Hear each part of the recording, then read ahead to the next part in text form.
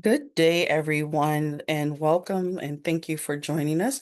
I am Nicole Jackson, Director of Education with CEEJH, Center for Engagement, Environmental Justice, and Health. It is my honor today to welcome you to join our Climate Justice Fellows final assignment. This year, we were proud to have redesigned our fellowship program to be more practical and global oriented. As a core part of our approach, we centered on real world applications this year, and throughout the program, fellows engage with assignments rooted in actual case studies that were consistently encouraged to, they were consistently encouraged to adapt and tailor the work to specific needs and contexts within their own communities. Uh, the philosophy of this year culminates in their final assignments instead of capstone projects this year. So, while previously cohorts worked on capstone projects with selected community partners, this year we challenged our fellows to proactively propose and develop their own initiatives. And furthermore, they are not working in silos. They are rolling up their sleeves and doing technical work alongside Siege staff on current projects and programming, from policy analysis to air quality monitoring to developing educational content for our upcoming symposium and educational programming throughout the year. This year was also we used a practice-based model for unfolding on an unprecedented scale. The first time we have expanded across our global network, and we welcomed a very diverse cohort from across 16 different countries this year. So we're very excited about that. And that diversity, it helped us to enrich our discussions and broaden not just our understanding of how we're all connected, but helped us to undersee how environmental impacts affect our communities in immeasurable ways across the globe. And now it is my pleasure to introduce one of our exceptional fellows this year. I'm very excited to introduce Miss Lizbeth Garcia Conde, joining us from Puerto Rico. Lizbeth is a wonderful professional with a master's in international affairs and public policy, and she has a profound dedication to community development.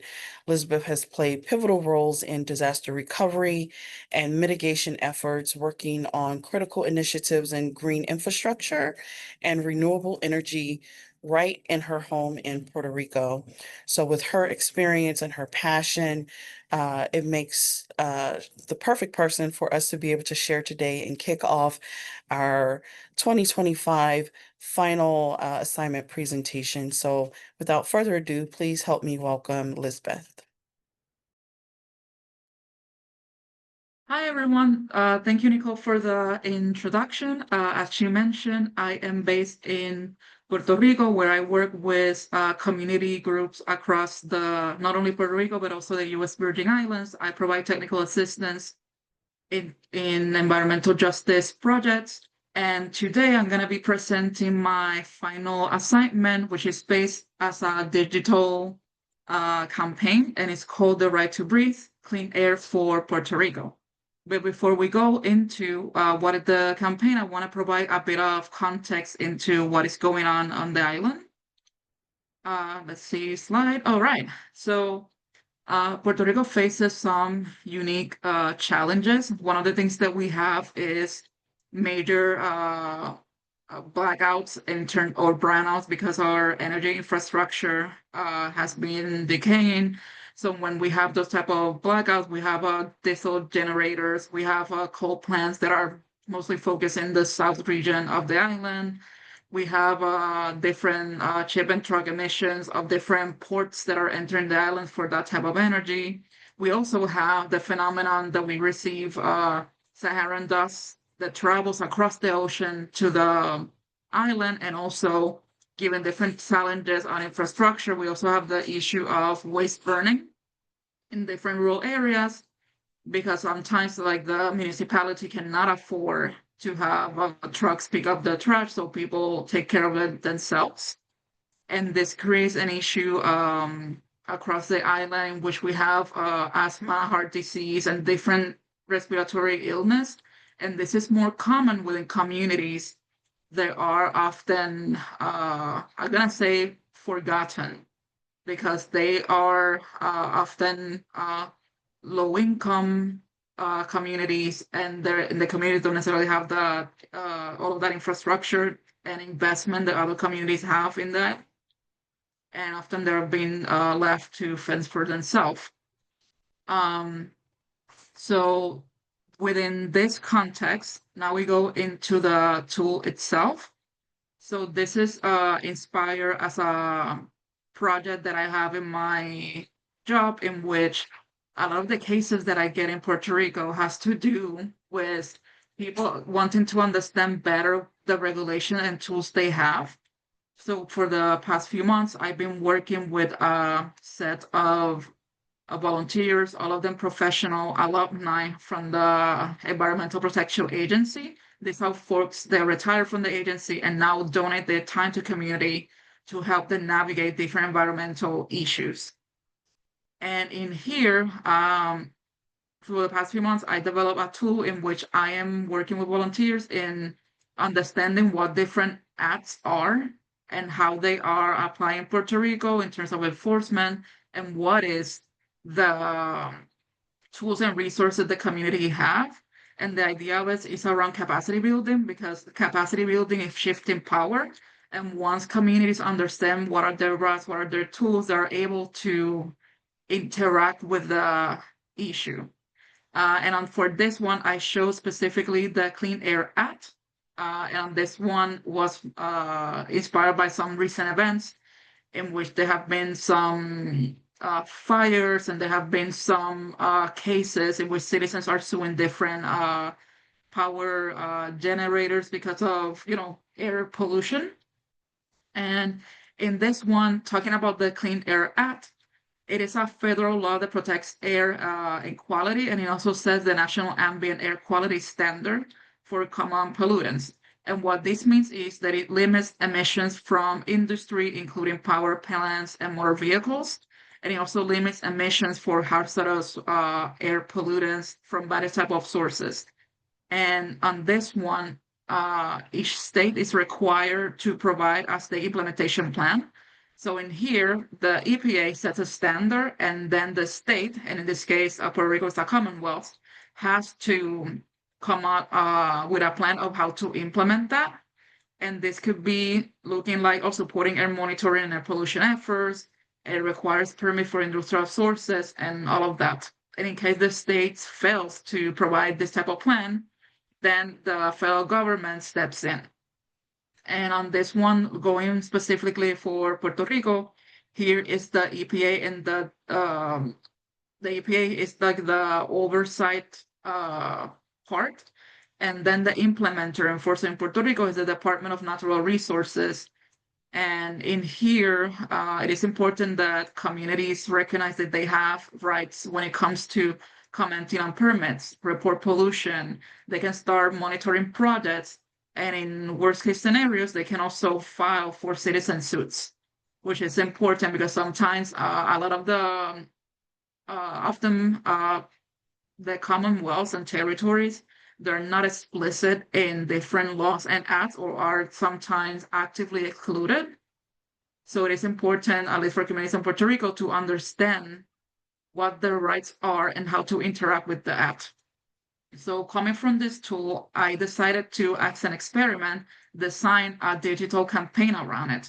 And the goals of the campaign are to raise awareness about this act and regulations that already exist, and show residents how they can take action, and also highlight community victories. That is the structure of the campaign.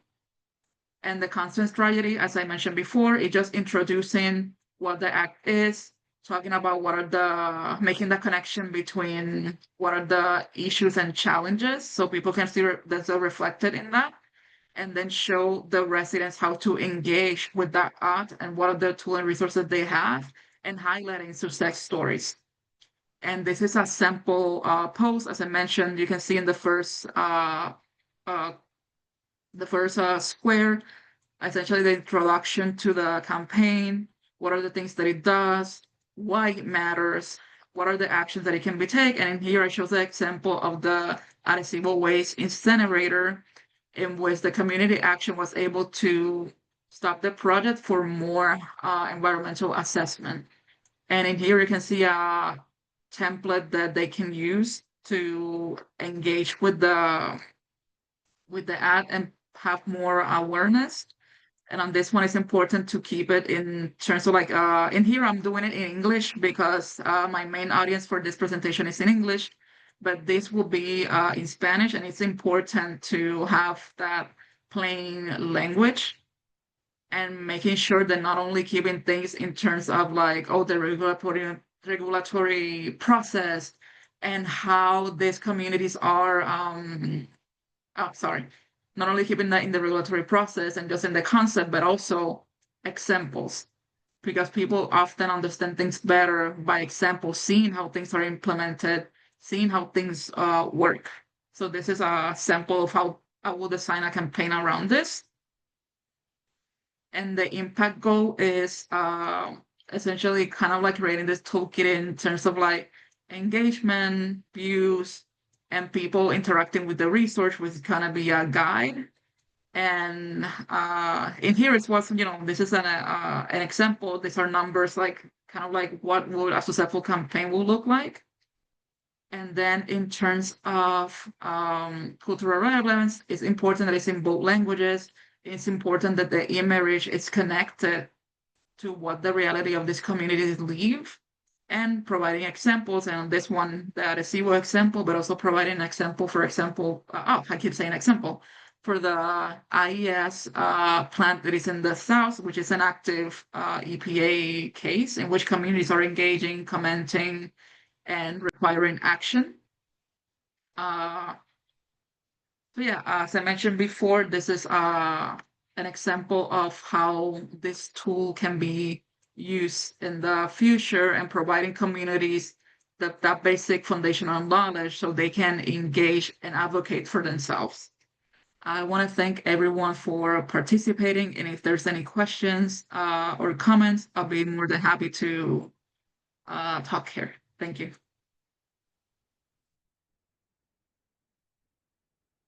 Thank you so much, Lizbeth. Does anyone have any questions for Lizbeth?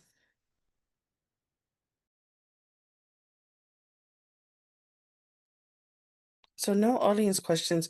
So Elizabeth, could you tell us a little bit your rationale in terms of picking the project that you chose and well, I'm sorry, not the project, but assignment, behind picking the assignment that you chose and how you plan to move forward, if at all, with things that are going to be affecting your community? Yes. On this one, so right now, as I mentioned, this is part of a bigger project that I'm developing with volunteers, which is essentially a community guide for Puerto Rico, in which all these ads are explaining to what is the ad, what are the provision, how it's enforced, who are the local agencies, and what are the direct local resources that you have, and also examples. And the idea is for this to serve as a baseline for communities that are working with these issues. And these are things that they can take from themselves, but also not only the nonprofits and community leaders, something that they can take to the communities to just create a better understanding of what how they can navigate these issues. And this is something that the official tool and all is going to be launched now in November. And something that I'm hoping for next year is to do two things. One, to create a webinar series with experts in which the experts sit down and work with community on, this process of education around these different laws in a way that is digestible for communities. And if they want to take it further, then, we provide technical assistance in this area. That is the first part that I would like to do. And eventually, developing this type of toolkits and campaigns that communities can use for the specific challenges. And on this one, I choose the Clean Air Act just because recent power outages on the island and those issues like are rising a bit more in terms of air. But for example, in November, yeah, in November, I have like a first step experimental that we're gonna be talking about the Safe Drinking Water Act and how it applies to more of general use audience, but linking the examples and all to Puerto Rico. Thank you so much for sharing that, Elizabeth.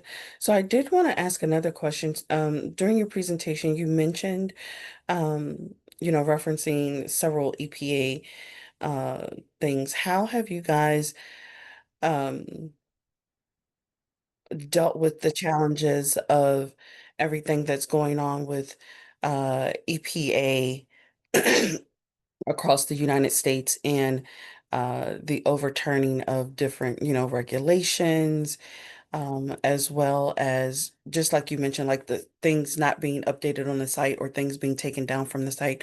So how are you all dealing with those challenges? Well, in here, I'm going to provide a bit of background. My organization is a national organization, and we have a technical assistant team. And the technical assistant team is divided the same way as the EPA is, which is by region.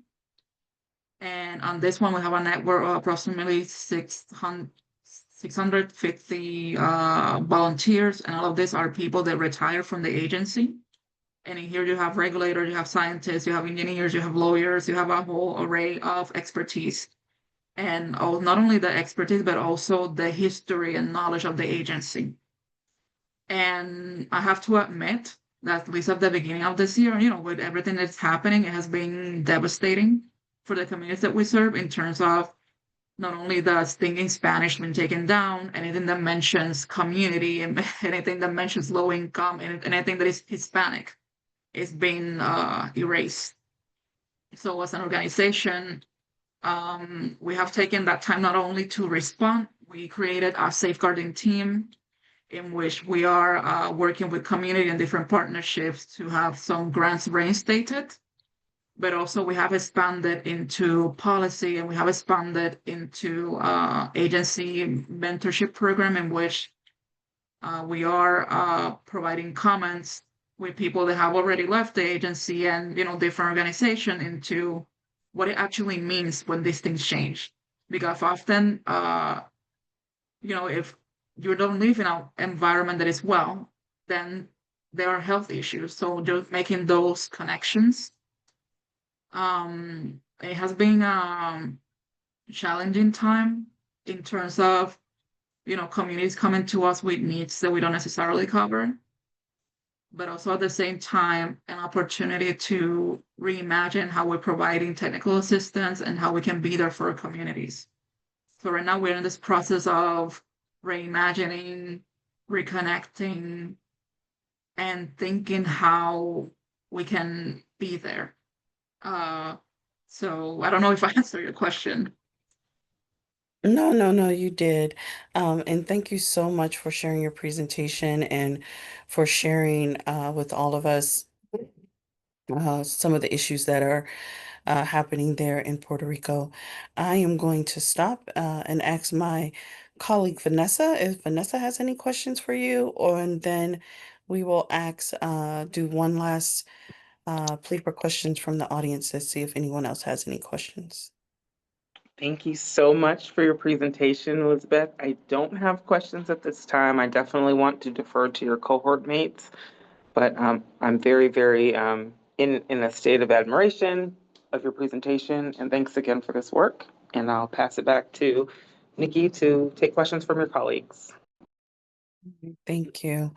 Does anyone have any final questions for Elizabeth before we chat about some reminders and in today's session? Well, thank you all. I don't see any questions, so thank you all for hopping on to support Elizabeth with her presentation today. We did not have anyone sign up for tomorrow's session, so please come back and join us on October 9th, to support two of our fellows on October 9th. I will be sure to share information with everyone. And I will say, if you have not yet signed up for your presentation date, please be sure to do so. I sent out a few reminders this morning to folks that I have not seen sign up, but please make sure you get your presentation date signed up so you can share the Zoom link. And then I did want to remind everyone, you are welcome to share the Zoom links with your family and friends to uh, be present for your presentations.